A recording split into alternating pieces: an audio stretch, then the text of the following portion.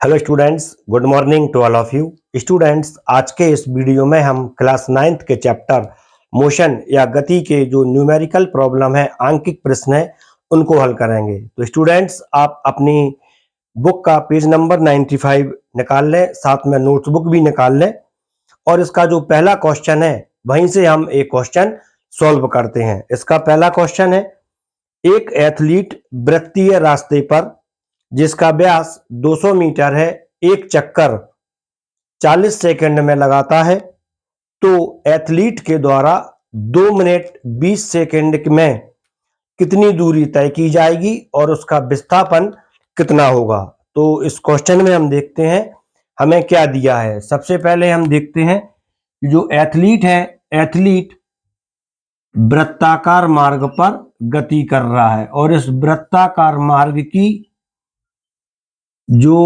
Diameter है, व्यास है, वह 200 मीटर है। तो क्लियर है, एथलीट के वृत्ताकार मार्ग का व्यास जो हमें गिवन है, दिया गया है, वो लिखते हैं हम व्यास 2r equal to 200 metre. Clear है। और एथलीट के लिए एक चक्कर लगाने में लगा समय, एक चक्कर का समय ये दिया है 40 सेकंड। हमें जो फाइंड आउट करना है वह है एथलीट द्वारा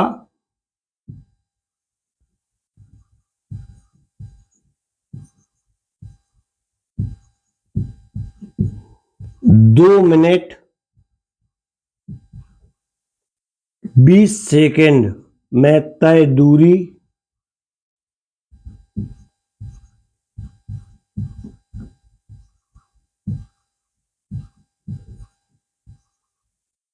एवं विस्थापन, ये चीजें हमें फाइंड आउट करनी है। 2 मिनट 20 सेकंड में कितनी दूरी चलेगा और इसका विस्थापन कितना होगा। तो स्टूडेंट्स, हम देखते हैं।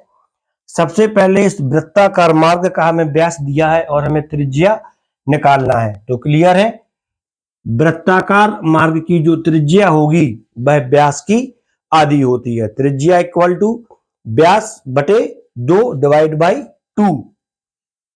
तो वृत्ताकार मार्ग की त्रिज्या r इक्वल टू 100 मीटर आएगी। क्लियर है। एवं एथलीट द्वारा एक चक्कर में तय दूरी, एथलीट द्वारा एक चक्कर में तय दूरी, तो आप देखते हैं कि एथलीट एक चक्कर में कितनी दूरी तय करेगा, इस वृत्त की परिधि के बराबर, अर्थात 2 पाई r। तय दूरी इक्वल टू ए आती है 2 पाई r। अब इसमें जो 2 पाई की वैल्यू 3.14 इंटू r 100। अब इसे मल्टीप्लाई करते हैं, तभी आता है 6.28 इंटू 100 इक्वल टू 628 मीटर।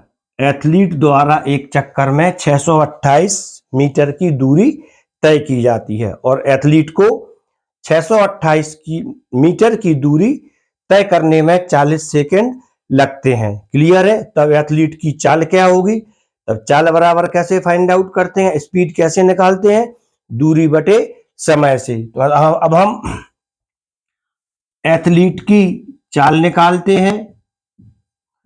अतः एथलीट की चाल या स्पीड, चाल बराबर एथलीट के द्वारा तय दूरी अपॉन टाइम या समय।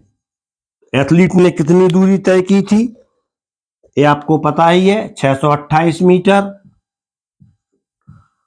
और 628 मीटर दूरी तय करने में जो समय लगा था वह आया था 40। तो इसको अब हम डिवाइड करते हैं कैलकुलेटर से, जिससे टाइम सेव होता है। 628 divide by 40 equal to 15.7 metre per second. 15.7 metre per second athlete की चाल हो जाती है। क्लियर है? अब हमें क्या फाइंड आउट करना है? नंबर 1, एथलीट द्वारा 2 मिनट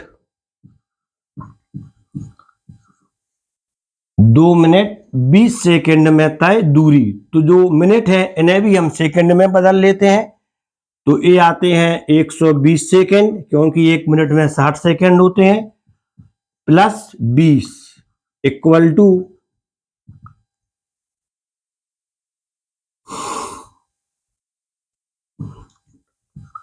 'इसको पूरा लिख दें, तय दूरी। एथलीट द्वारा तय दूरी हमें फाइंड आउट करना है।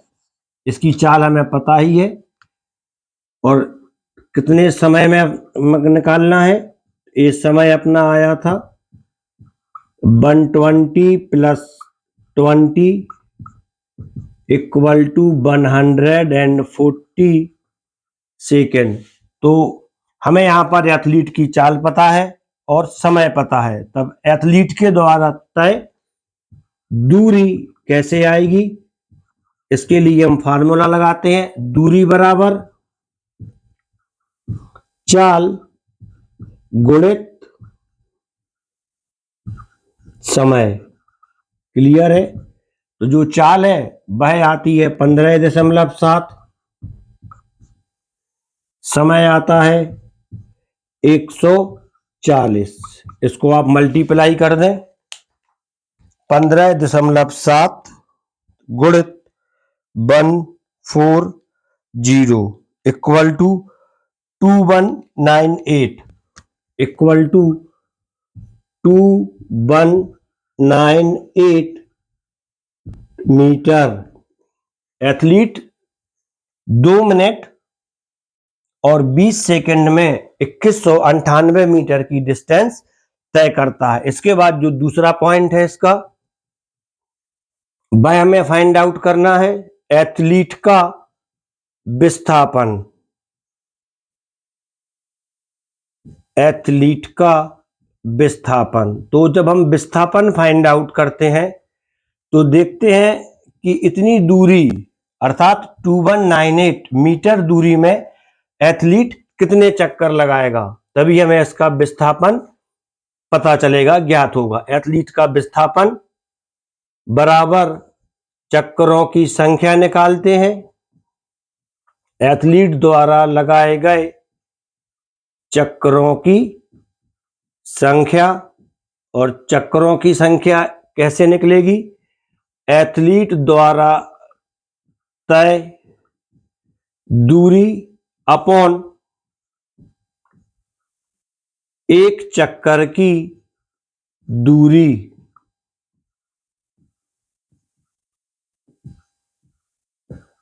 न्यूमेरिकल है, क्वेश्चन है, आपको टू द पॉइंट चलना है इसमें। और तय दूरी ये आती है 2198 डिवाइड बाई एक चक्कर की दूरी 628 मीटर। इसको जब आप डिवाइड करते हैं तभी आता है डिवाइड बाई 628 इक्वल टू 3.5। 3.5 इसका विस्थापन नहीं है, बल्कि इसका एथलीट के चक्कर हैं, 3.5 चक्कर लगाता है। तो देखें, जब एथलीट यहां पर है और जब एक चक्कर लगाएगा तब इसका विस्थापन शून्य हो जाएगा। दूसरा चक्कर लगाएगा तब भी इसका विस्थापन शून्य हो जाएगा, और जब तीसरा चक्कर लगाएगा तब भी इसका विस्थापन शून्य हो जाएगा। लेकिन इसके बाद जब यह आधा चक्कर लगाता है तब ये यहां से यहां तक पहुंच जाता है। तो क्लियर है, इसका जो विस्थापन हुआ है एथलीट का, यह वृत्त के व्यास के बराबर हुआ है। तो 3.5 चक्कर में एथलीट का विस्थापन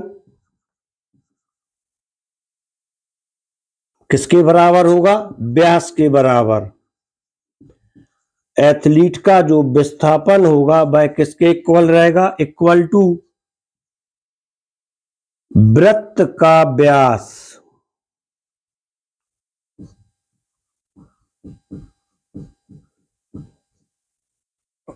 इक्वल टू वृत्त का व्यास। और वृत्त का व्यास कितना आएगा? 200 मीटर, इक्वल टू 200 मीटर। तो क्लियर है, हमारा जो डिस्प्लेसमेंट आया है वह 200 मीटर आया है। चली हुई दूरी 2198 मीटर, लगभग 2200 मीटर आई है। तो ये अपना क्वेश्चन सॉल्व हो जाता है। इसके बाद आप इसको देख लें और आसानी से समझ लें। हमने इसमें क्या किया है? सबसे पहले हमने एथलीट की चाल फाइंड आउट की है। चाल कैसे फाइंड आउट की है? दूरी अपॉन टाइम से, डिस्टेंस अपॉन टाइम से हमें एथलीट की चाल मिल जाती है। इसके बाद हमने दूरी निकाली है चाल गुणित समय से। इसके बाद विस्थापन कैसे निकाला है? कुल दूरी अपॉन एक चक्कर में तय दूरी। तो आप इसको समझ लें। इसके बाद हम देखते हैं इसका क्वेश्चन नंबर 2। इसको रफ करते हैं। एक क्वेश्चन सिंपल था। क्वेश्चन नंबर 2 है कि जोसेफ 300 मीटर लंबे सीधे रास्ते पर जॉगिंग कर रहा है या जा रहा है। ये क्वेश्चन है।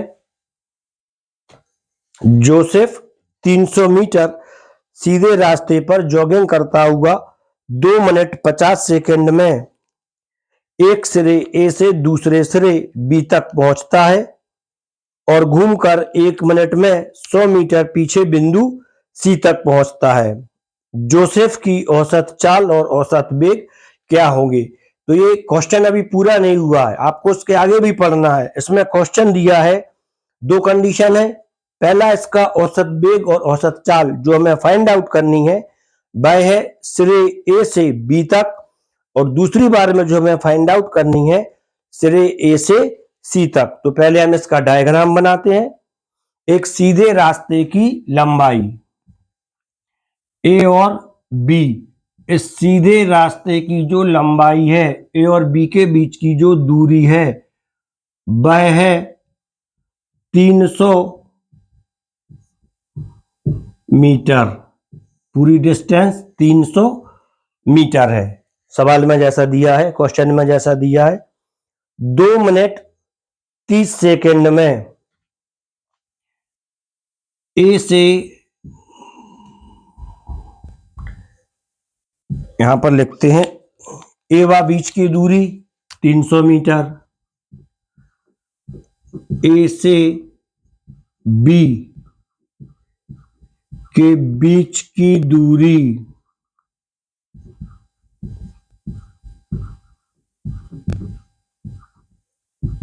Equal to 300 metre. ए से बी तक जाने में लगा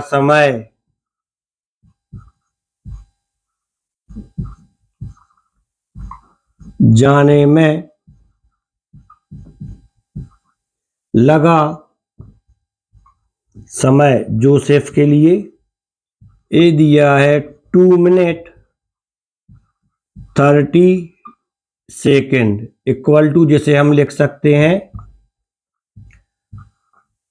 120 प्लस 30 सेकेंड, 2 मिनट का मतलब 120 सेकेंड, इक्वल टू 150 सेकेंड। इसके बाद जोसेफ ने क्या किया, 1 मिनट में 100 मीटर पीछे बिंदु सी तक पहुंचता है, बी तक पहुंच गया था। इसके बाद बी से घूमकर 100 मीटर बिंदु सी तक आता है। ये डिस्टेंस कितनी है यहां तक की, 100 मीटर। इसको लिखते हैं घूमकर जोसेफ घूमकर बी से सी तक जाता है।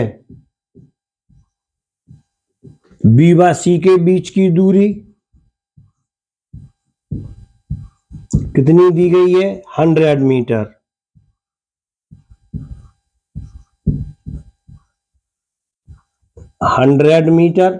और बी से सी तक जाने में लगा समय ये दिया है 1 मिनट।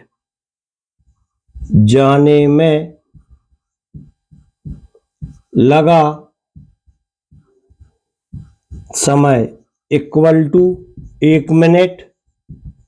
इसे हम लिख सकते हैं 60 सेकेंड। ये अपना क्वेश्चन में इतना दिया है। अब हमें क्या फाइंड आउट करना है, नंबर 1, ए से बी तक जाने में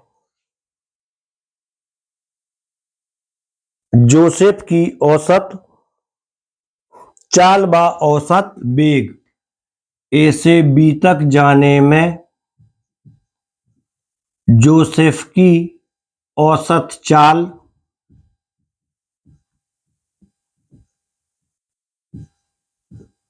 व वेग। औसत चाल व वेग। तो पहले हम देखते हैं इसकी औसत चाल। औसत चाल कितनी आएगी, औसत चाल बराबर equal to distance upon time या दूरी बटा समय अपॉन समय। तो ए से बी की जो दूरी है वह कितनी है, 300 मीटर। क्लियर है। और ए से बी तक जाने में लगा समय 150 सेकेंड इक्वल टू 2 या 2 मीटर पर सेकेंड हो जाती है। इसके बाद इसका हमें वेग निकालना है, औसत चाल व औसत वेग। जो औसत वेग है वह कैसे आएगा, जो डिस्टेंस की जगह पर अब वेग में आता है डिस्प्लेसमेंट, विस्थापन बटे समय, डिस्प्लेसमेंट अपॉन टाइम। तो इसका जो विस्थापन हुआ है ए से बी तक का वह कितना है। जब आप इसको देखते हैं तो ए से बी का जो डिस्प्लेसमेंट है वह भी 300 मीटर है और जाने में लगा समय भी कितना है, 150 इक्वल टू इसका औसत वेग भी आएगा 2 मीटर पर सेकेंड। तो क्लियर है, ए से बी तक जाने में जो सबका औसत चाल और औसत वेग दोनों समान होते हैं। इसके बाद ए से सी के बीच में औसत चाल और वेग,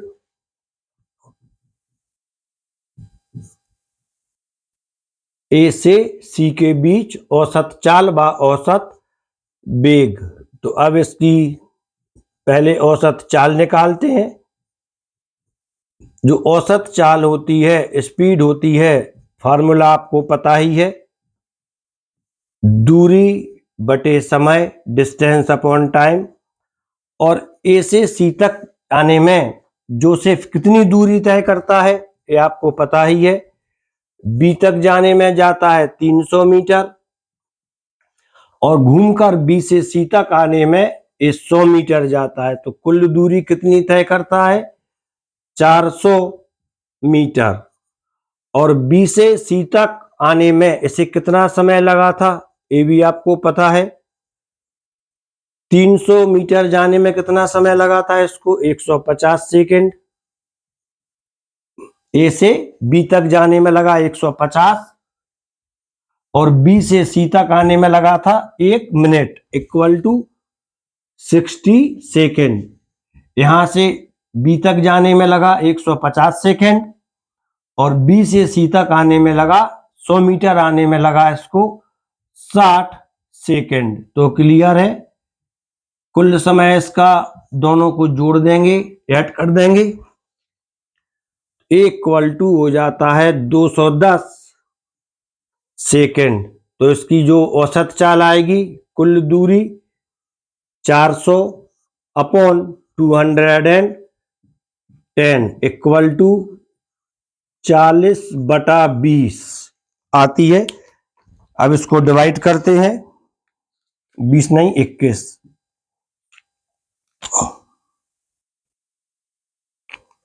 40/21 डिवाइड 14 डिवाइड बाई 21 लगभग 1.98 इक्वल टू 1.90। औसत चाल 1.90 मीटर पर सेकेंड होती है। इसके बाद हमें जो दूसरी चीज फाइंड आउट करनी है वह है इसका औसत वेग। अब क्या इसका जो औसत वेग है ये भी समान रहेगा? तो इसका आंसर है नहीं, क्योंकि अब हमें इसका डिस्प्लेसमेंट चाहिए है और जो इसका डिस्प्लेसमेंट होता है वह प्रारंभिक और अंतिम स्थितियों का अंतर होता है। तो जो अंतर है ए से सी के बीच की जो दूरी है ये इसका विस्थापन है। और दूरी कैसे आएगी? 300 माइनस 100 कर देंगे तो ये कितनी आती है इसका डिस्प्लेसमेंट? 200 मीटर। क्लियर है? तो इसका जो विस्थापन आया, इसका जो विस्थापन है वह विस्थापन upon time, displacement upon time. तो विस्थापन या डिस्प्लेसमेंट ये 200 है और समय जो उसका समय था वह पूरा 150 और 60 के बराबर ही रहेगा, क्योंकि 150 बी तक जा रहा है सेकंड में, 150 सेकंड में ए से बी तक जा रहा है और 60 सेकंड में बी से सी तक आ रहा है। इसके बाद हमें विस्थापन मिल रहा है तो और जो समय आएगा वह 210 ही रहेगा। समय इक्वल टू 210 सेकेंड। तो equal to displacement upon time 200 divide by 210 equal to 20/21 equal to 0.9 something होना चाहिए इसको। 20 divide by 21 equal to 0.952 metre per second, ये इसका औसत वेग निकल आता है। तो ये दोनों क्वेश्चन हो जाते हैं, सिंपल वे में हो जाते हैं। इसके बाद जो थर्ड क्वेश्चन है वो थर्ड क्वेश्चन भी देखते हैं, इसको रफ करते हैं। आप क्वेश्चन करते समय वीडियो के लिए पॉज भी करते जाएं और पॉज करने के बाद इसको लिखते जाएं और समझते जाएं। जो क्वेश्चन में न्यूमेरिकल की लैंग्वेज होती है वह कैसे लिखनी है, सिंपल मैथमेटिक्स के रूप में आपको उसको रिप्रेजेंट नहीं करना है। अब्दुल गाड़ी से स्कूल जाने के क्रम में औसत चाल 20 किलोमीटर पर आवर पाता है और उसी रास्ते से लौटने के समय वहां भीड़ कम है और औसत चाल 30 किलोमीटर पर आवर है। औसत अब्दुल की इस पूरी यात्रा में औसत चाल क्या है? एक क्वेश्चन है। तो माना अब्दुल का ये घर है और ये स्कूल है। माना घर से स्कूल की दूरी equal to D metre.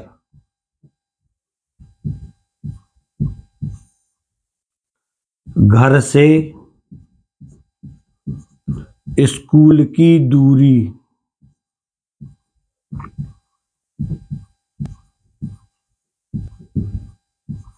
Equal to D metre. Clear है। इसके बाद दिया है घर से स्कूल जाते समय चाल, घर से स्कूल जाते समय चाल,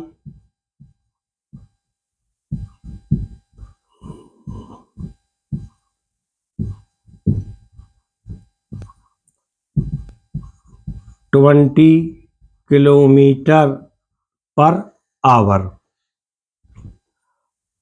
और स्कूल से घर आते समय चाल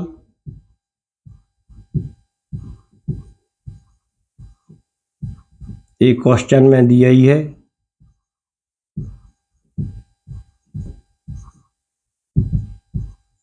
30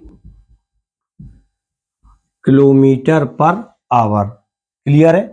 अब आप देखें कि जब अब्दुल घर से स्कूल जाता है तब इसकी चाल 20 किलोमीटर पर आवर है, और जब स्कूल से घर आता है तब इसकी चाल 30 किलोमीटर पर आवर है। तो क्या इस कंडीशन में जब चाल अलग अलग है, इसको जो समय लगेगा घर से स्कूल जाते समय और स्कूल से घर आते समय, वह समान होगा या अलग अलग होगा? तो इसका आंसर है चाल अलग अलग है तो उसको आने जाने में लगा समय भी अलग अलग होगा। तो माना घर से स्कूल जाते समय लगा समय, घर से स्कूल जाते समय लगा समय, घर से स्कूल जाते समय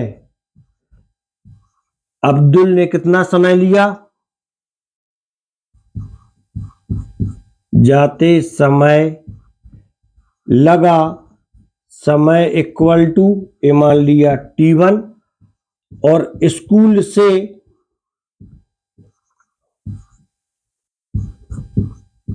घर आते समय लगा समय, या घर आने में लगा समय, यहां पे आप जाने में कर दें, घर से स्कूल जाने में लगा समय, स्कूल से, इससे कंफ्यूजन नहीं होगा, स्कूल से 2 बार समय आ रहा था, घर से स्कूल आने में लगा समय इक्वल टू T2। क्लियर है। तब T1 equal to find out करेंगे तो कैसे निकालेंगे? घर से स्कूल जाने में चाल, घर से स्कूल की, इसको ऊपर लिखते हैं, क्लियर हो जाता है। ठीक। तो अब्दुल को घर से स्कूल जाने में लगा समय, घर से स्कूल जाने में लगा समय T1 इक्वल टू, समय बराबर कैसे निकालते हैं?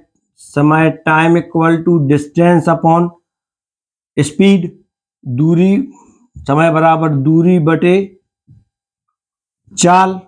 तो इसकी दूरी कितनी थी? ये थी D, और चाल कितनी थी जाते समय? 20। तब T1 की वैल्यू कितनी आती है? D upon 20। इसी प्रकार स्कूल से घर आने में लगा समय T2 इक्वल टू दूरी बटे चाल, दूरी वही रहेगी स्कूल से घर की, लेकिन जो चाल है वह कितनी हुई है? 30, D अपॉन 30। तब हमें क्या फाइंड आउट करना है? अब्दुल की औसत चाल, अब्दुल की औसत चाल, और औसत चाल कैसे निकलेगी? कुल दूरी बटे कुल समय, total distance upon total time,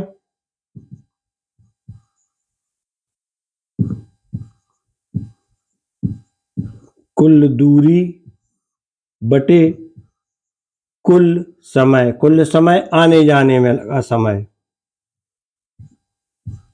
कुल दूरी बटे कुल समय, और कुल दूरी इसकी कितनी थी, d प्लस डी, आने में d डिस्टेंस और जाने में d डिस्टेंस, और कुल समय ये था t1 plus t2।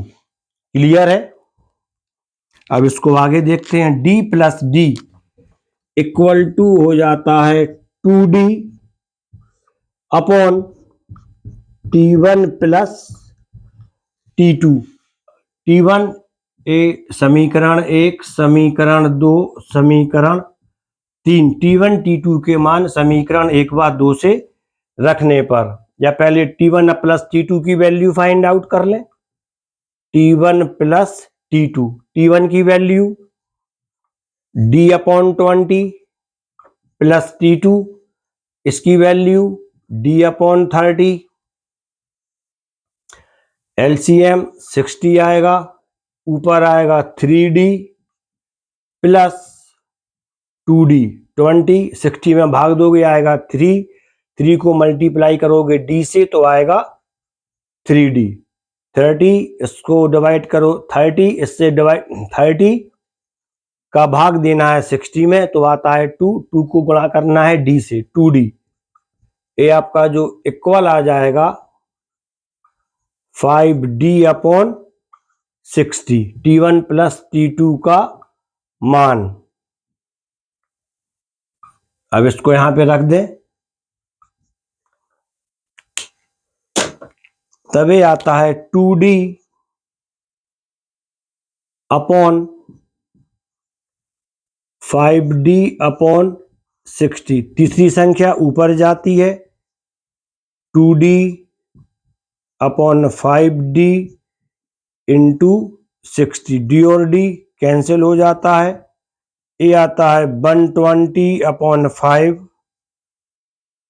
Equal to, जब डिवाइड करोगे तो ये आता है 24 किलोमीटर पर आवर, अर्थात अब्दुल की स्कूल के आने जाने में जो औसत चाल है भाई कितनी आएगी, 24 किलोमीटर पर आवर हो जाता है। तो स्टूडेंट्स ये अपना नेक्स्ट क्वेश्चन था थर्ड, ये भी अपना हो जाता है। इसके बाद जो फोर्थ क्वेश्चन है उसको देखते हैं। कोई मोटर बोट झील में विरामावस्था से, यहां पर आप देखें विरामावस्था अर्थात जो मोटर बोट है इसकी प्रारंभिक चाल कितनी है, विरामावस्था यानी प्रारंभिक वेग 0 से सरल रेखीय पथ पर 3.0 मीटर पर सेकंड स्क्वायर की नियत त्वरण से, अर्थात जो 3.0 दिया है ये दिया है त्वरण अल्फा नहीं ए, 3.0 से कितने समय तक चलती है, 8 second, t equal to 8 second. इस समय अंतराल में मोटर बोट कितनी दूरी तय करती है, अर्थात जो मोटर बोट है उसने 8 सेकंड में 3 मीटर पर सेकंड स्क्वायर के त्वरण से कितनी डिस्टेंस तय की है, हमें ये फाइंड आउट करना है। तो अब इसको हम देखते हैं, इस क्वेश्चन के लिए रफ करते हैं।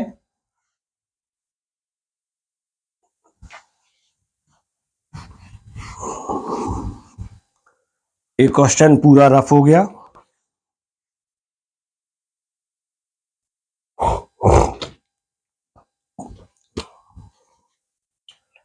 मोटर बोट की प्रारंभिक चाल, मोटर बोट का प्रारंभिक वेग u equal to 00 metre per second. Clear है। इसके बाद मोटर बोट का त्वरण, मोटर बोट का त्वरण equal to 3.0 metre per second square. Motor boat को गति करने में दिया गया कुल समय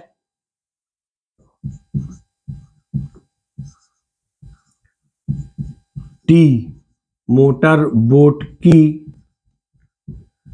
गति का समय t equal to 8 second.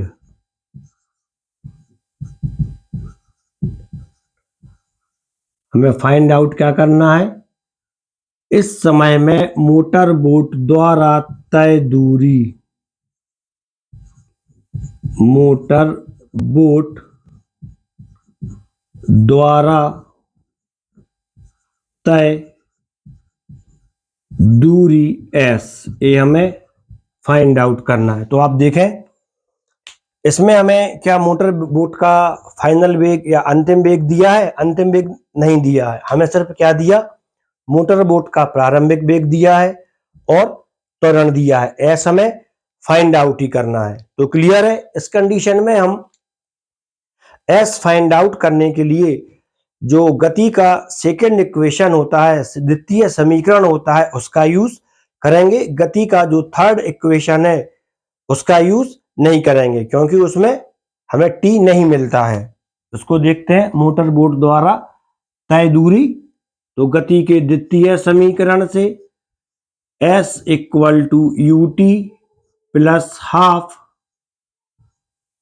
A t square, s equal to u zero into टी, टी दिया है 8 plus 1/2 into a 3 into t 8 का स्क्वायर, तब s इक्वल टू 0 हो जाएगा 1/2 इंटू 3 इंटू 64, तब s equal to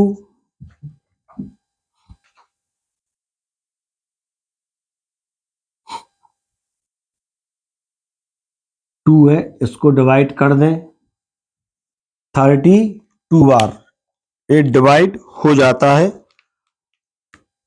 s equal to 3 into 32, s equal to 96 metre आता है। ये मोटर बोट के द्वारा 8 सेकंड में तय की गई दूरी निकल आती है। इसके बाद नेक्स्ट क्वेश्चन देखते हैं, क्वेश्चन 4, ये पेज नंबर 96 आ गया है। 20 मीटर की ऊंचाई से एक गेंद को गिराया जाता है। तो देखते हैं इसको रफ करते हैं। 20 मीटर की ऊंचाई से एक गेंद को गिराया जाता है। तो अब आपको देखना है, ये जो गति है, अब यहाँ पर गति के समीकरणों का यूज नहीं होगा बल्कि गुरुत्वीय गति के समीकरणों का यूज होता है। सबसे पहले देखते हैं, 20 मीटर की ऊंचाई से एक गेंद को गिराया जाता है। यदि उसका वेग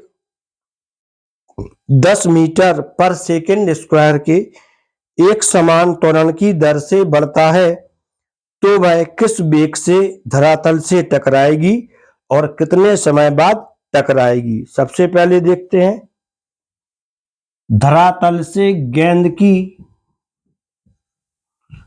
धरातल से ऊंचाई, धरातल यानी पृथ्वी तल, गेंद की धरातल से ऊंचाई h equal to 20 metre, h equal to 20 metre. Clear है। गिरते समय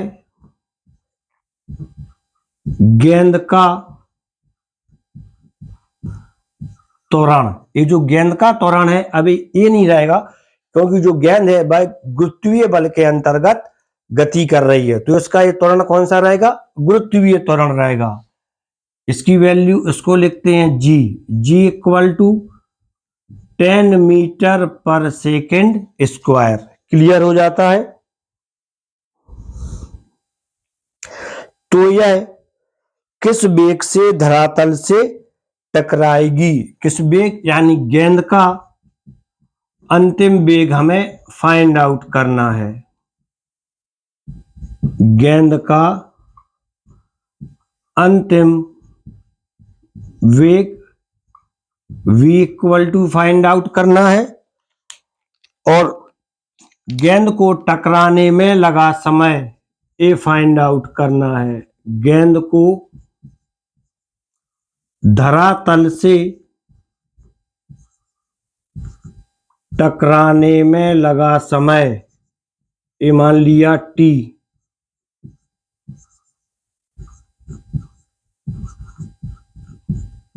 ये हमें दो चीजें हमें फाइंड आउट करना है। लगा समय t equal to find out करना है। तो क्लियर है। इसमें हम गति का नहीं, गुरुत्वीय गति का कौन सा समीकरण लगाएंगे। हमें h दिया है, g दिया है। गेंद धरातल से ऊपर रखी हुई है, यानी गेंद का जो प्रारंभिक वेग है u/0 है। तब क्लियर हो जाता है। हमारे पास h है, a है, u है और हमें निकालना क्या है, अंतिम वेग v। तब इन सभी के बीच में जो संबंध होता है वह गुरुत्वीय गति का जो थर्ड इक्वेशन होता है उसमें दिया रहता है और हम इसी का यूज करेंगे। गुरुत्वीय गति के समीकरण से गेंद का अंतिम वेग v square equal to u square plus 2gh। v square गेंद का जो प्रारंभिक वेग है मैं बता चुका हूं, ये 0 आएगा, दिया नहीं है। लेकिन जब ये गेंद ऊपर रखी हुई है, विरामावस्था में है, तो प्रारंभिक वेग 0 आएगा प्लस 2g की वैल्यू 10, h की value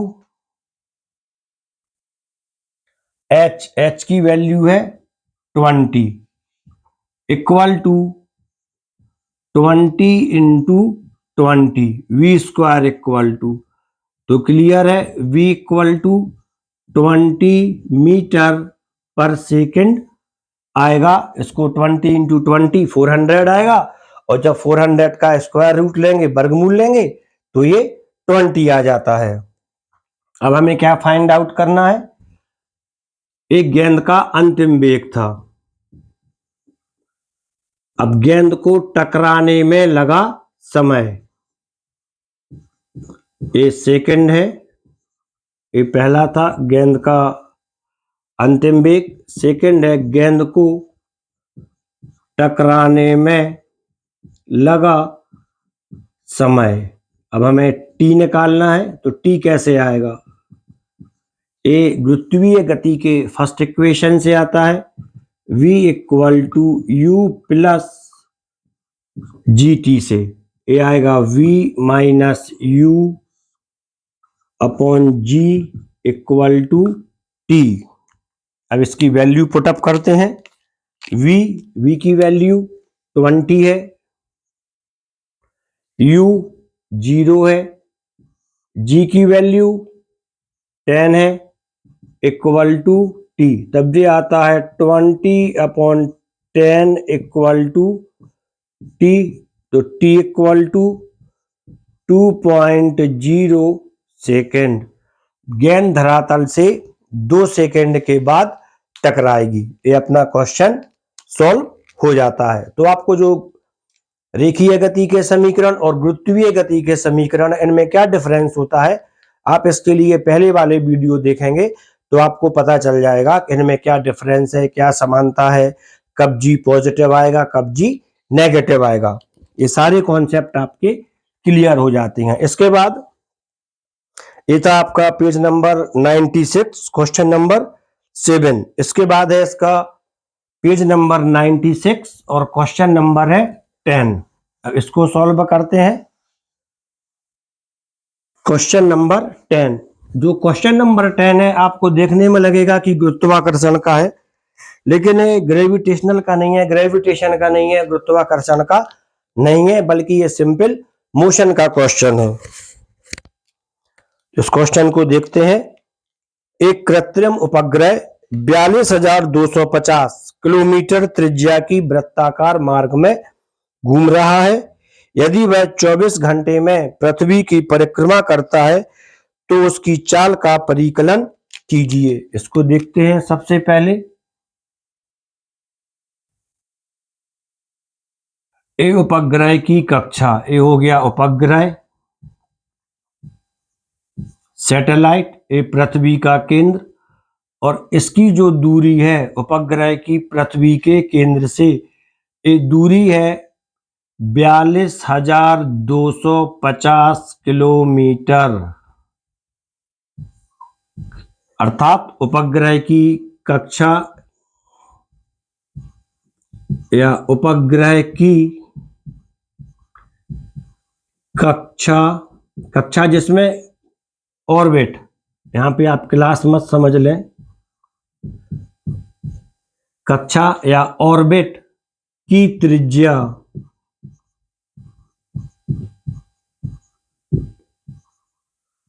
R equal to 42,250 kilometre, 42,250 kilometre.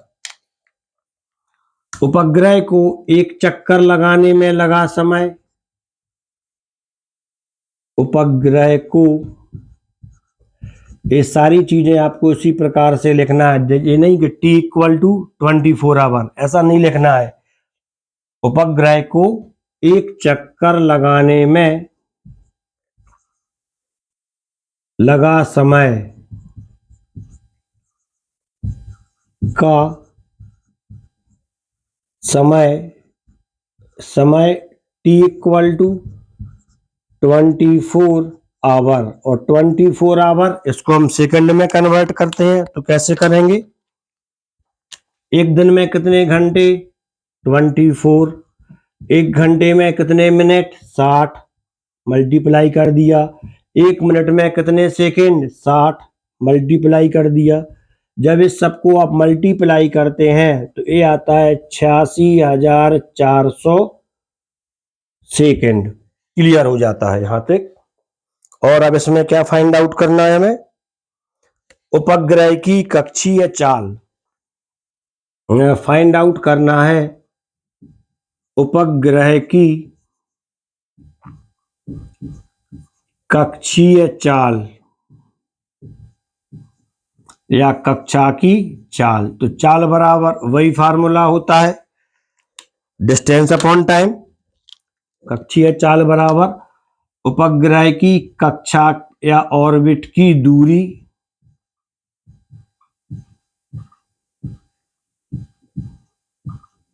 Upon कक्षा की दूरी तो हो गया, अपॉन डिस्टेंस अपॉन टाइम, एक चक्कर लगाने में लगा समय या एक चक्कर का समय, एक चक्कर का समय, तो कक्षीय चाल निकल आती है।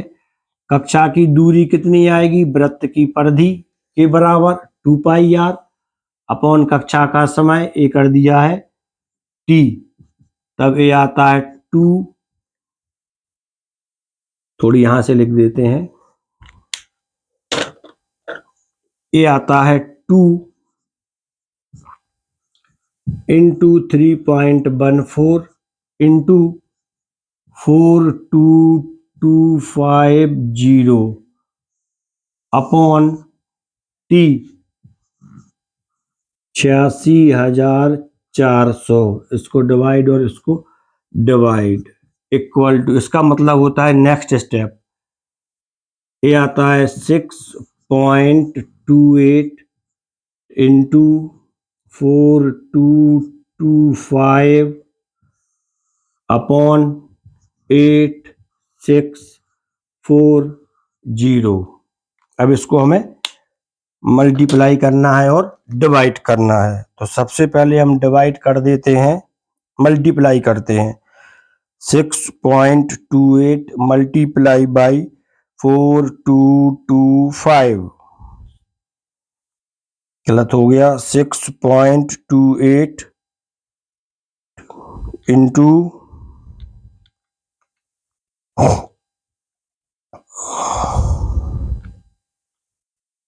फिर से गड़बड़ हो रहा कुछ, देखते हैं इसको। 6.28 इंटू करना है 4225 इक्वल टू आता है, पहले इसी को लिखते हैं, 26533 upon 8640 divide by 8640 equal to 3.0। Clear है? तब उपग्रह की कक्षीय चाल कितनी रहेगी? 3.0 मीटर, मीटर नहीं, एक कक्षा किलोमीटर में थी, किलोमीटर पर सेकेंड, समय सेकेंड में था। और यदि आप ये जो समय है इसको सेकेंड में नहीं बदलते हैं, तब जो उत्तर आता है, अपना आंसर आता है, वह आता है किलोमीटर पर आवर में। फॉर एग्जाम्पल इसको आप देखें, यदि समय सेकेंड में नहीं बदले तब ये आता है 2 pi r upon t equal to 2 into 3.14 into 42,250 divide by 24। इसको डिवाइड कर देना, एक कट जाएगा, 12 बार equal to 3.14 into 4250 divide by 12। अब इसको आप सॉल्व करेंगे तभी आता है